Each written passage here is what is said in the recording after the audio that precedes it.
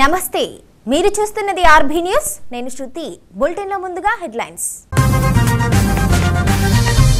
Police అమరవీరుల వారోత్సవాల సందర్భంగా మొగుళ్లపల్లిలో సైకిల్ ర్యాలీ నిర్వహించిన పోలీసులు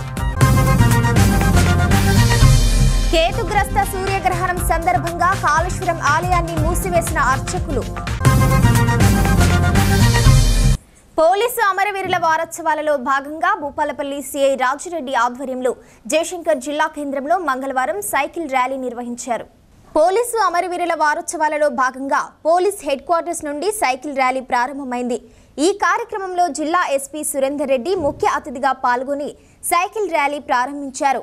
అంబేద్కర్ సెంటర్ మీదుగా హనుమాన్ టెంపుల్, జయశంకర్ స్టాచ్యూ నుండి పోలీస్ హెడ్ క్వార్టర్స్ వరకు ర్యాలీ కొనసాగింది. ఈ సైకిల్ ర్యాలీలో additional SP Srinivas, Bhupalpally DSP Ramulu, యువతీ యువకులు, పోలీసు సిబ్బంది పాల్గొన్నారు. ఈ అమరవీరుల కమమరేషన్ డే సందర్భంగా భూపాలపల్లి జిల్లాలో 21 తారీఖు నుంచి ఈ నెల 21 తారీఖు నుంచి 30 తారీఖు వరకు కార్యక్రమాలు తీసుకోవడం జరిగింది.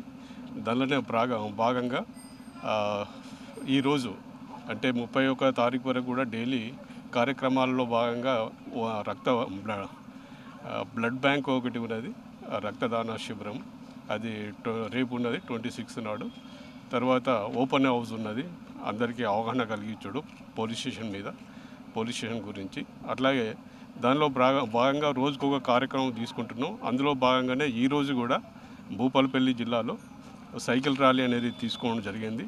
దానిలో పెద్ద ఎత్తున మా పోలీస్ సిబ్బంది, తర్వాత గ్రామ ప్రజలు, జిల్లా ప్రజలు అందరూ సైకిల్ ర్యాలీలో పాల్గొన్నారు. ఈ కార్యక్రమంలో డైలీ అంటే షెడ్యూల్ ప్రకారం జరుగుతూ ఉంటుంది. దానిలో భాగంగా అందరు కూడా జిల్లా ప్రజలకు అందరికీ విజ్ఞప్తి ఏంటంటే దీన్ని సక్సెస్ చేయాలని చెప్పి కోరుకుంటున్నాం. ఇది ప్రతి సంవత్సరము అమరవీరుల గుర్తుగా ప్రతి కార్యక్రమం తీసుకుంటూ అవుతుంది. పోలీసు కూడా వారి సేవలను కూడా చెప్పుకోవడం జరుగుతూ ఉంటుంది. పబ్లిక్లో ఉన్నది కానీ అయినా కూడా మా సేవలు ఏంటిది, చేసిన సేవలు ఏంటిది అవి చెప్పుకోవడం జరుగుతూ ఉంటుంది. కాబట్టి దీనిలో భాగంగా ఈరోజు ఈ సైకిల్ ర్యాలీలో పెద్ద ఎత్తున పోలీస్ సిబ్బంది మరియు ప్రజలందరూ పార్టిసిపేట్ అయ్యి దిగ్విజయంగా ప్రోగ్రాం కంప్లీట్ చేశారు. కాబట్టి అందరికీ ధన్యవాదాలు. చిట్యాల గ్రామ పంచాయతీలో జరిగిన అవినీతిపై సమగ్ర విచారణ జరిపించాలని సిపిఐ ఎంఎల్ లిబరేషన్ జిల్లా అధ్యక్షులు మారపల్లి మల్లేష్ డిమాండ్ చేశారు. మండల కేంద్రంలో ఉన్నటువంటి మేజర్ గ్రామ పంచాయతీలో ఎస్సీ రిజర్వ్ కావడం జరిగింది. ఎస్సీ రిజర్వేషన్లో మాసు రాజయ్య గారు గెలవడం జరిగింది. వివిధ కారణాలతోటి మాసు రాజయ్య గారు చనిపోవడం మూలంగా ఈ చిట్యాల గ్రామ పంచాయతీని ఇన్ఛార్జి సర్పంచ్కి అప్పచెప్పడం జరిగింది. అప్పచెప్పిన కొద్ది కాలంలోనే 80 లక్షల రూపాయల అవినీతి గ్రామ పంచాయతీలో జరిగింది. ఈ 80 లక్షల రూపాయల అవినీతిని బట్టబయలు చేయాలని చెప్పేసి వివిధ ప్రజా సంఘాల నాయకులు ఆర్టీఐ ద్వారా జిల్లా అధికార యంత్రాంగాన్ని కోరడం ద్వారా 80 లక్షల రూపాయల అవినీతి జరిగిందని చెప్పేసి పబ్లిక్లో ఈరోజు ఇన్ఛార్జ్ సర్పంచ్ గారు ఒప్పుకున్నప్పటికీ 80 లక్షల రూపాయలు రికవరీ చేయడంలో ఈరోజు జిల్లా అధికార యంత్రాంగం పూర్తిగా విఫలమైందని చెప్పేసి సిపిఎంఎల్ లిబరేషన్ పార్టీ తరఫున మారపల్లి మల్లేష్గా మేము ఆరోపిస్తా ఉన్నాం. చిట్యాల మండల కేంద్రంలో ఉన్నటువంటి గ్రామ పంచాయతీలో ప్రజల సమక్షంలో సమావేశం జరిగినప్పుడు ఇన్ఛార్జిగా ఉన్నటువంటి సర్పంచ్ గారు 80 లక్షల రూపాయల అవినీతి జరిగిందని చెప్పేసి ఒప్పుకోవడం జరిగింది. దానికి సంబంధించిన అధికారులు కూడా అక్కడ దాన్ని వినడం జరిగింది. కానీ అది జరిగి 7 నెలలు అవుతున్నా ఇప్పటి వరకు చిట్యాల గ్రామ పంచాయతీలో ఉన్నటువంటి 80 లక్షల రికవరీని ఎందుకు బయటపట్టలేకపోతున్నారు? ఇది అధికార పార్టీకి తొత్తుగా మారా, లేకపోతే ఇంకెవరికైనా హస్తం ఉందా అని చెప్పేసి తెలియజేయాలని చెప్పేసి జిల్లా యంత్రాంగాన్ని ఈరోజు జిల్లా అధికారులను మేము డిమాండ్ చేస్తా ఉన్నాం. అట్లాగే ఇన్ఛార్జి పరిపాలనలో ఉన్నటువంటి అతనికి మళ్ళీ కోర్టుకు పోవడం వలన మళ్ళీ 3 నెలలకో 4 నెలలకో గ్రామ పంచాయతీ పరిపాలన చేసే అధికారాన్ని ఈరోజు కోర్టులో మళ్ళీ కూడా కోర్టు నుంచి అప్పగించే అవకాశాలు ఉన్నాయి. 80 లక్షల రూపాయలు రికవరీ తిన్నటువంటి అతనికి మళ్ళీ కనుక అప్పచెప్తే ఈ చిట్యాల గ్రామ పంచాయతీని నట్టేడి ఉంచే అవకాశం ఉంది. మూలిగా నక్కపైన తాటిపండు పడే చందంగా ఈరోజు చిట్యాల గ్రామ పంచాయతీ ఉంది. ఎవరు వచ్చినా ఎవరు పోయినా గ్రామ పంచాయతీ అభివృద్ధి కాకపోవడంలో ఆమడ దూరంలో ఉన్నటువంటి పరిస్థితి. మొన్న కూడా రామనగర్ కాలనీలో ఎస్సీ కాలనీలో వారం రోజులు కరెంట్ లేక ప్రజలు ఈరోజు ఈరోజు దళితులు నిరంతరం కరెంట్ లేక ఇబ్బంది పడ్డ పరిస్థితి కనబడతా ఉంది. అంటే చిట్యాల గ్రామ పంచాయతీలో ఉన్నటువంటి మౌలికమైన సమస్యలను పరిష్కరించడానికి జిల్లా అధికార యంత్రాంగం కానీ డిపిఓ కానీ జిల్లా కలెక్టర్ గారిని స్పందించకుండా అవినీతి చేసిన వాళ్ళని కాపాడుకోవడానికి వత్తాసు పలుకుతా ఉన్నారు. ఈరోజు అధికార పార్టీ కూడా వాళ్ళకే సపోర్ట్ చేస్తూ ఉంది, తొత్తుగా ఉంటుంది. తక్షణమే 80 లక్షల రూపాయలను రికవరీ చేయకపోతే రికవరీ చేయడం ఎవరైతే ఛాంపియన్ చేస్తా ఉన్నారో జిల్లా డిపిఓ గారిని ఎంపీఓ గారిని తక్షణమే సస్పెండ్ చేయాలని చెప్పేసి సిపిఐఎంఎల్ లిబరేషన్ పార్టీగా డిమాండ్ చేస్తా ఉన్నాం. సస్పెండ్ చేయకపోతే సిపిఐఎంఎల్ లిబరేషన్ పార్టీ ఆధ్వర్యంలో జిల్లా వ్యాప్తంగా ఆందోళన చేస్తాము.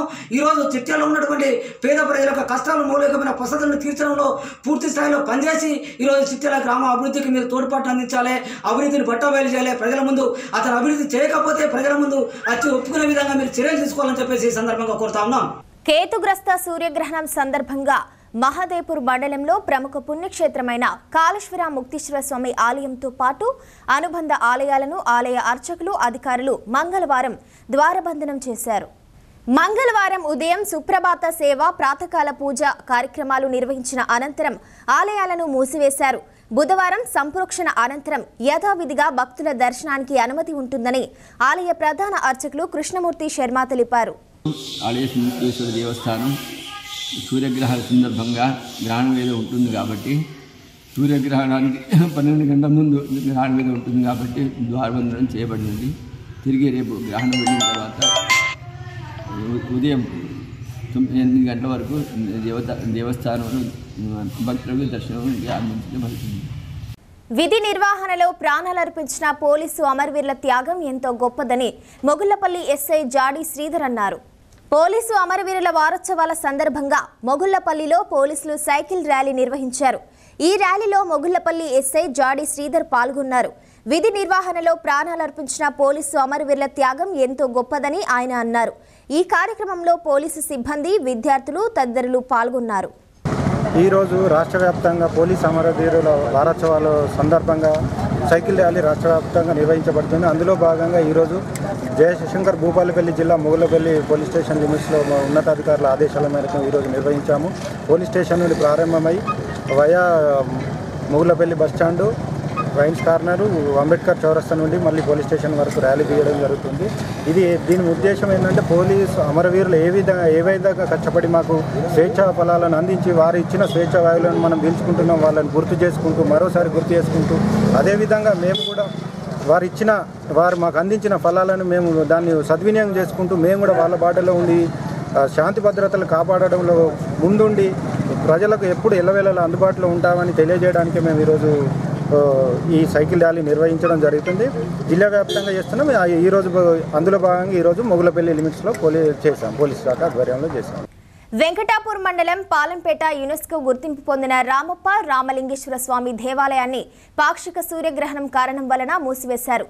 రేపు ఉదయం సంప్రోక్షణ అనంతరం భక్తులకు స్వామివారి దర్శనం లభించనుంది.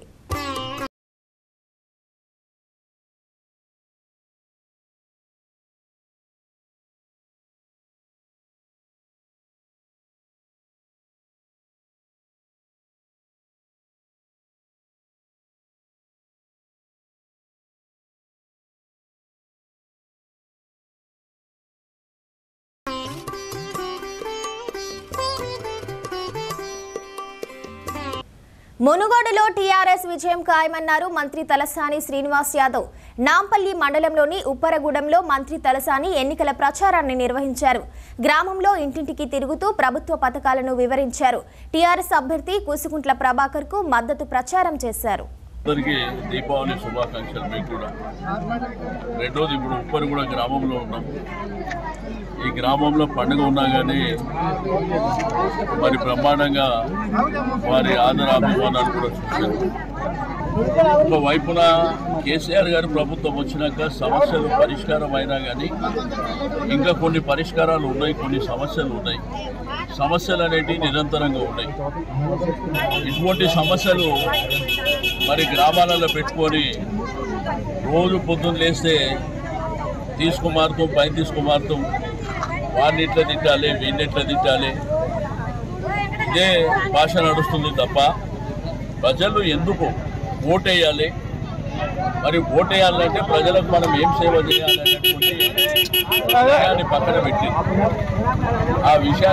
పెట్టి మరి బీజేపీ కానీ కాంగ్రెస్ కానీ పునఃస్థానం మరి గౌరవ ముఖ్యమంత్రి గారిని, మంత్రులని, వాళ్ళ కుటుంబాన్ని మరి ఇదే కార్యక్రమం తిట్టే కార్యక్రమం పెట్టిన తప్ప ఇప్పుడు వాళ్ళ కోసం చూసేది, వాళ్ళ ఇబ్బంది చూసేది. సార్ ఈ గవర్నమెంట్ వచ్చినాక కరెంట్ ఇచ్చారు, నీళ్ళు ఇచ్చారు, అయినప్పటికీ ఇంకా కొన్ని రోడ్ల సమస్యలు ఉన్నాయి. మరి ఈ విధమైనటువంటి ఆలోచన వాళ్ళు చెప్పారు. కానీ తెలంగాణ ప్రభుత్వం వచ్చిన తర్వాత గౌరవ ముఖ్యమంత్రి గారు మాకు ఎన్నికలు అనేది ఒక క్రైటీరియా కాదు, ప్రజలు అనేది క్రైటీరియా కింద మనం పనిచేస్తున్నటువంటి తప్పకుండా మరి ఎన్నికల్లో మరి బ్రహ్మాండమైనటువంటి మెజారిటీతోనే టీఆర్ఎస్ ప్రభుత్వం, టీఆర్ఎస్ పార్టీ గెలుస్తుంది. రెండోది జరిగే కార్యక్రమాలు జరుగుతున్నాయి. బట్ నిరంతరంగా కార్యక్రమాలు జరగాలంటే తప్పకుండా మరి టీఆర్ఎస్ పార్టీ అయితేనే, టీఆర్ఎస్ ప్రభుత్వం అయితేనే మనకు మేలు జరుగుతుంది. ఆ దిశలోనే మనం అందరం ముందుకెళ్లాలనేటువంటి ఆలోచనతోనే ప్రజాస్పందన కూడా ఎక్కడికి పోయినా బ్రహ్మాండమైనటువంటి స్పందన. మునుగోడు ఉప ఎన్నికల్లో ఆయా పార్టీల నుంచి పోటీ చేస్తున్న అభ్యర్థులు ప్రచారంలో ముందుకు దూసుకెళ్తున్నారు. అందులో భాగంగా ఓటర్లకు ఇస్తున్న హామీలు, అలాగే నియోజకవర్గానికి చేయబోయే పనులపై అభ్యర్థులు అలాగే నాయకులు మాట్లాడే మాటలు ఒకసారి విందాం. ఇప్పుడు నాయి బ్రాహ్మణులు 8,000 మంది ఉన్నారు. సమస్యలు తెలుసుకోవాలి కదా. వాళ్ళకి ఎన్నో సమస్యలు. ముందు ఉచిత విద్య, ఉచిత వైద్యం ఎలాగలేదు. కనీసం సబ్సిడీల్లో లోన్స్ కూడా లేవు. ఇప్పుడు 5 నెలలు ఎలక్షన్ వచ్చిందని చెప్పి ఈ ఈ కేసీఆర్ మన బీసీలందరినీ దొంగలు అంటాడు కదా, ఓట్ల టైంకి వస్తాడు.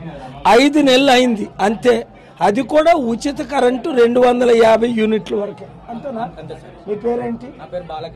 బాలకృష్ణ అడగండి. నేను చెప్పిన ఏం అబద్ధాలు కాదు, ఇవన్నీ సత్యాలు. నేను అబద్ధం మాట్లాడను. ఇలాంటి పెద్ద దొంగ అయిపోయి ఇన్ని లక్షల కోట్ల ఆస్తిని సంపాదించుకొని ఈ కుటుంబ పాలన. ఇప్పుడు నిరుద్యోగులు 52,000 మంది, after graduation, post graduation, non graduates నిరుద్యోగులు ఇంకొక 50,000 మంది. ఈ టీఆర్ఎస్ బీజేపీ గోండాలు ఎంత దరిద్రము. టీఆర్ఎస్ గోండాలు, బీజేపీ గోండాలు ఇప్పుడు ప్రెస్ మీట్లో మాట్లాడతాను ఒక 2 మినిట్స్లో బయటకు వచ్చి. ఎంత అన్యాయం మీరు చూస్తే, ముఖ్యంగా ఈ టీఆర్ఎస్ గూన్స్, బీజేపీ వీళ్ళిద్దరు 47 మంది ఉన్నారు నామినేషన్ వేసిన వాళ్ళు. చిన్న పార్టీలు 10, ఓ 4 పార్టీలు. మరి 26 మంది అందులో నాకు మద్దతు ఇస్తున్నారు. ఇప్పుడు కూడా మార్నింగ్ వచ్చి ఒక ఆయన మైపాల్ రెడ్డి కూడా మద్దతు. అన్ని కమ్యూనిటీ ఎందుకు అభివృద్ధి కావాలంటే ఇప్పుడు గద్దరన్న మాట్లాడారు 30 నిమిషాలు. అందరికీ చెప్పమన్నారు గద్దరన్న, వంగనం గుర్తుకే మీ ఓటు, సీరియల్ నెంబర్ 15 ఎక్కువ అది చెప్పమన్నారు. వీడియో చేసి పంపిస్తాం. నేను కాన్వాయ్లో పోతుంటే దారి ఇయ్యకపోవడం అయితే ఒకటైతే, మధ్యలో కాన్వాయ్లో ఉన్నోళ్ళను ఆపి వాళ్ళను డ్రైవర్ని కొట్టడము, దాంట్లో ఉన్న కెమెరామ్యాన్ని మిస్హ్యాండిల్ చేయడము, అక్కడున్న ఒక మహిళ ఉంటే ఆ మహిళను కొట్టడము, ఇదైతే ఇటువంటి అరాచకాలు అయితే మేము ఎక్కడా చూడలేదు, ఎప్పుడు రాజకీయాలలో చూడలేదు. ఇప్పటి వరకైతే ఇటువంటి సంఘటనలు జరిగినప్పుడు మేము కంప్లైంట్ చేస్తే దాని మీద ఎటువంటి దర్యాప్తు జరిగింది, దాని మీద ఎటువంటి యాక్షన్ తీసుకున్నారన్న విషయం మా దగ్గర వరకు అయితే ఇప్పటివరకు రాలేదు. నిన్నటి వైనంలో ఒక్క దాంట్లోనే నేను కంప్లైంట్ బుక్ చేసి మా కాన్వాయ్లో మా వెహికల్ని, డ్రైవర్ని కొట్టిండ్రంటే 2 గంటల తర్వాత, 2.5 గంటల తర్వాత నేను ధర్నా చేసిన తర్వాతనే కంప్లైంట్ బుక్ చేసిండ్రు. ఆ పరిస్థితి ఉంది. ఇప్పుడు ప్రజా వ్యతిరేక విధానాలు నిన్ననే చూడండి, ప్రచారం చేస్తూ ఉంటే ప్రజల్లో ఆక్రోశం ఉంది, కోపం ఉంది, అడ్డగిస్తారు. కానీ ఇది ఒక హద్దు దాటిపోయింది. నిన్న మొన్న ముందు వేదికల మీద నుంచే ఒకటేసారి అంతం చూస్తా, ఇది చూస్తా అని మాట్లాడిన నాయకులు ఏకంగా నిన్ననైతే అక్కడ ఉన్న కార్యకర్తలు, మా కాంగ్రెస్ కార్యకర్తల మీద దాడి చేసి ఒకరు తల పగిలింది, ఒకరికి ముక్కులు పగిలినాయి, దెబ్బలు దాకినాయి. నిన్న రాత్రి పోయి పరామర్శించి పోలీసు వాళ్ళతో మాట్లాడి ఈరోజు పొద్దున కంప్లైంట్ పెట్టిద్దాం అనుకునే లోపట ఏ అబ్బాయి అయితే అడ్డుకున్నాడో ఆ అబ్బాయి మొబైల్ షాప్ని కూడా మొత్తం చౌటుప్పల్లో ధ్వంసం చేయడం జరిగింది. ఇది అరాచక పాలన కాకపోతే దీన్ని ఏమనాలా? ఒక్కొక్కరు ఉన్నారు, ఒక్కొక్కరు ఏదేదో చెప్తున్నారు. ఇప్పుడే మీరు చూసిన ఇన్సిడెంట్ ఏంటంటే రసమయ్య బాలకృష్ణ గారు వచ్చి ఇక్కడ ఏందో చెప్పిండంట, బండి సంజయ్ గారు వచ్చి ఏమో చెప్పిండంట. వాళ్ళ నియోజకవర్గాలు ఇచ్చిన హామీలు ముందు పూర్తి చేయమనండి, మా మునుగోడు నియోజకవర్గం సంగతి మేము చూసుకుంటామని చెప్తున్నాం. కొడుకులను మా తండ్రులను ఎందుకు ఇబ్బంది పెడుతున్నారు, పోలీసులను పంపించి ఫారెస్టులను పంపించి కూడా చెప్పిన. ఇక 3.5 ఏళ్ళు మాట్లాడి కొట్లాడి ప్రగతి భవన్ కట్టుకుని ఉన్నాడు. ఒక ఎమ్మెల్యే ఉంటే కనీసం ఈ మునుగోడు నియోజకవర్గ సమస్యలు చెప్దామంటే ఒకనాడు కూడా నన్ను అపాయింట్మెంట్ ఇవ్వలే. ఇల్లు అన్ని ఆయన చెప్పిండు, ఉద్యోగాలు 3 ఎకరాలు, నిరుద్యోగ వృత్తి అన్ని వచ్చేటట్టు చూడాల్సిన పని మీ పని అని చెప్పి మమ్మల్ని 18 మంది పెట్టిండు. ఉండాలి కదా, ఆయనకు అధికారం ఇచ్చిండు, మమ్మల్ని ప్రశ్నించమని చెప్పిండు. మరి 18 కోట్లు 30 కోట్లు ఇచ్చేసి ప్రశ్నించే గొంతు లేకుండా చేసిండు. అంటే అడిగటం లేకుండా చేసిండు. ఎందుకంటే ఏం చెప్తా తినాలే, ఎవరు నాకు ఎదురుగా మాట్లాడొద్దు, ప్రతిపక్షం ఉండొద్దు, ప్రశ్నించే గొంతు ఉండొద్దు, నాకు ఎదురు చెప్పొద్దు, నేను ఇష్టం తీసుకోవాలి, సపరేట్ కూర్చోవాలి. నా ఇష్టం, నేను పైసలను తీసుకుపోయి సిద్దిపేటలో పెడతా, సిరిసిల్లో పెడతా, గజ్వేల్లో పెడతా, ఈ మునుగోడికి ఏమడుతారు అడుకోపోరు, మీరు ఏం చేస్తారని చెప్పి 12 మందిని కొనుక్కపోయిండు. మేము 6 మిగిలినాం. ఇక 6 మిగిలితే 6 అందరికంటే ఎక్కువ కొట్లాడింది 3.5 ఏళ్ళలో మా పిల్లలకి యూట్యూబ్ లో సోషల్ మీడియాలో చూసింటారు. ఏ మనిషి కూడా అంత కొట్లాడలే.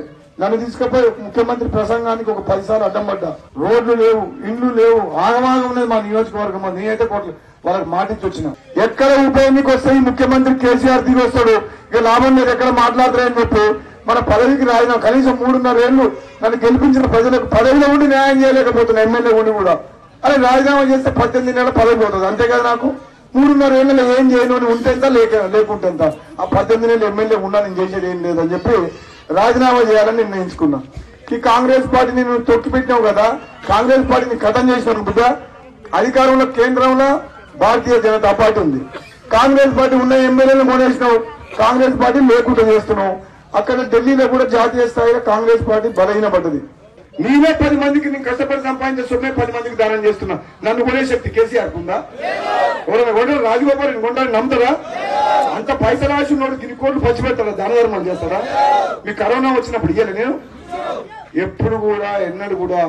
మా అమ్మ ఒకటే మాట చెప్పింది. మా అమ్మ కోమటిరెడ్డి సుశీలమ్మ పేరు మీదనే ఫౌండేషన్ పెట్టి చేస్తున్నాం. మనకందరికీ తెలుసు, ఈరోజు 9 సంవత్సరాలుగా అధికారంలో ఉన్నటువంటి కేసీఆర్ గారు 9 సంవత్సరాల క్రితం ఏం చెప్పాడు?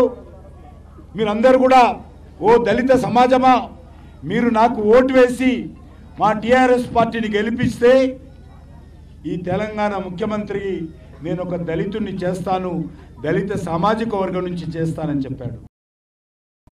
కానీ ఓట్లు అయిపోయినాయి, కౌంటింగ్ అయిపోయింది, టీఆర్ఎస్ మెజార్టీ వచ్చింది. మెజార్టీ రాగానే ఏం చెప్తాడు?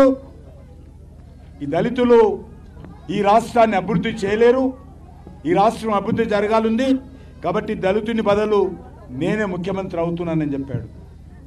మరి ఈరోజు 9 సంవత్సరాలు అయింది. ఈరోజు ఏమంటున్నాడు?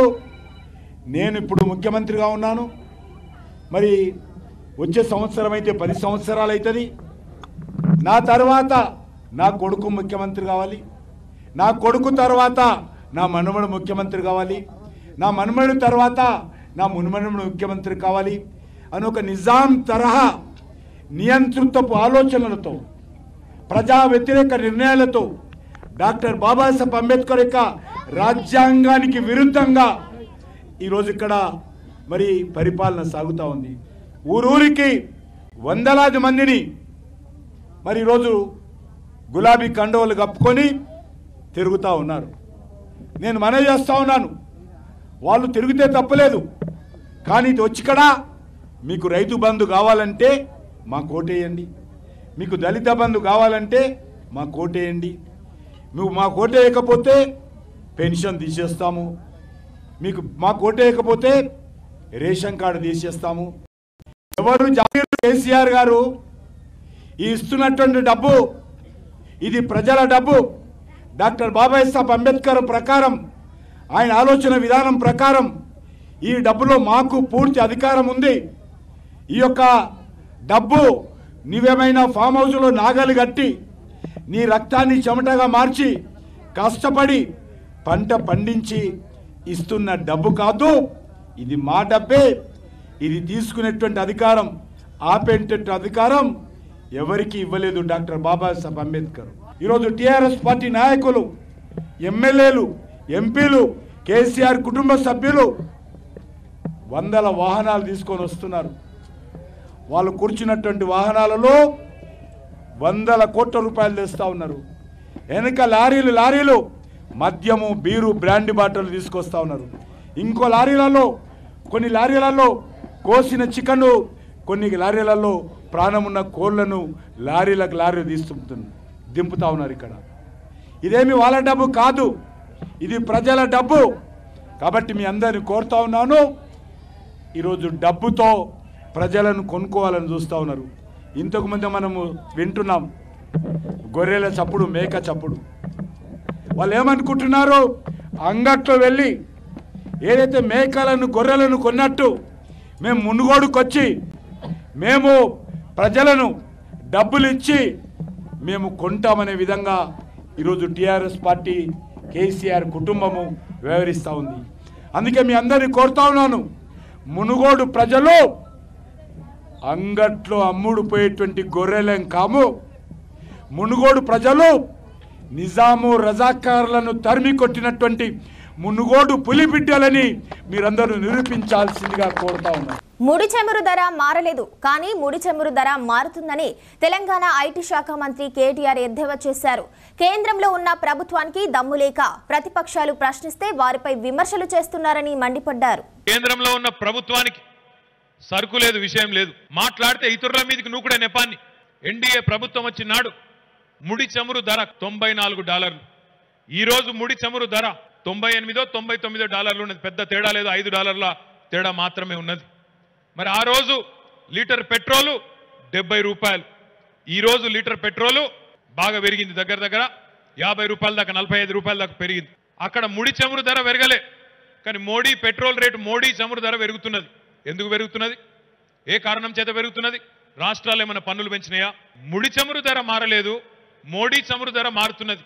ఎందుకు మారుతున్నది అంటే అడిషనల్ ఎక్సైజ్ డ్యూటీ, పెట్రోల్ మీద, డీజిల్ మీద సెస్సు, ఇవన్నీ వేసి ఈ 6-7 ఏళ్లలో 30 లక్షల కోట్ల రూపాయలు కేంద్ర ప్రభుత్వమే మొత్తం వాళ్ళే తీసుకున్నారు.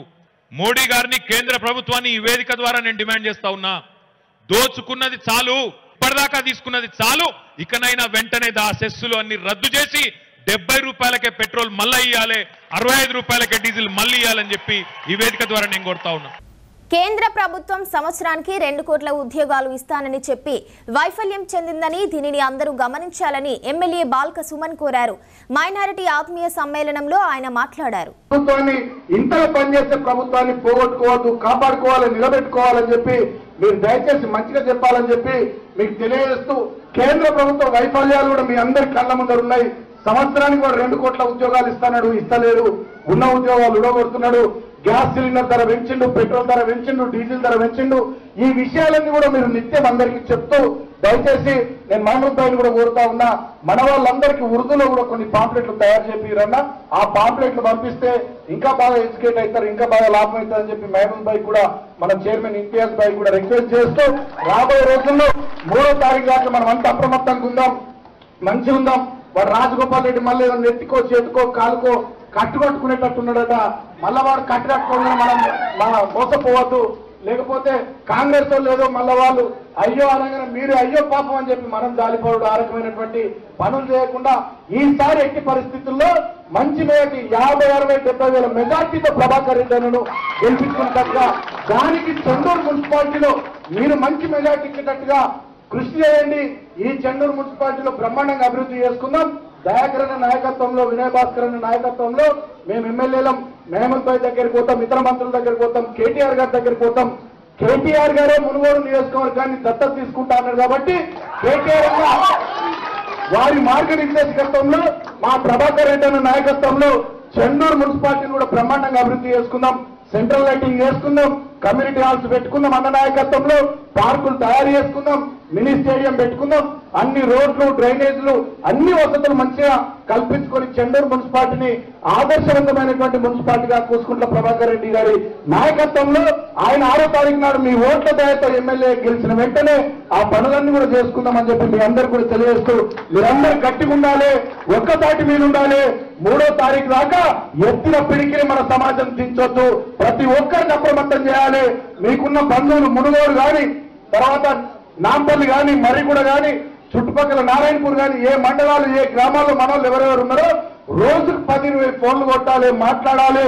ఒకరికొకరు మౌత్ టాక్ లెక్క విషయాన్ని చెప్పుకుంటూ మనందరిని ఒకటి చేసుకుని అందరం ఒకటే ఏకమై 3వ తారీఖు నాడు కారు గుర్తు మీద ఓట్లేసుకొని కేసీఆర్ నాయకత్వాన్ని బలపరుస్తూ ప్రభాకర్ రెడ్డి అన్నను గెలిపించుకోవాలని మీ అందరికి పేరు పేరున విజ్ఞప్తి చేస్తూ, ఇవాళ మా అందరికి పండుగ నిజమైనటువంటి పండుగ.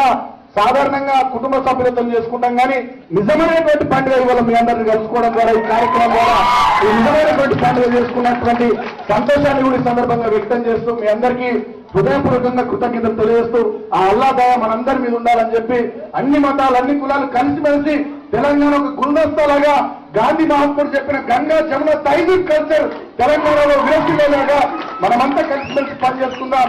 దానికోసం ఆ అల్లా దయ కూడా మనందరి మీద ఉండాలని తెలియజేస్తూ నాకు అవకాశం ఇచ్చినందుకు ధన్యవాదాలు. అల్లా హాఫీజ్. Thank you. జై తెలంగాణ, జై కేసీఆర్. మునుగోడు నియోజకవర్గంలో గులాబీ జెండా రెపరెపలాడుతుంది. మంత్రులు, ఎమ్మెల్యేలు, ఎమ్మెల్సీలు ఎన్నికల ప్రచారాన్ని హోరెత్తిస్తున్నారు. ఇంటింటికి తిరుగుతూ ప్రభుత్వం చేస్తున్న అభివృద్ధి, అమలు చేస్తున్న సంక్షేమ పథకాలను వివరిస్తున్నారు.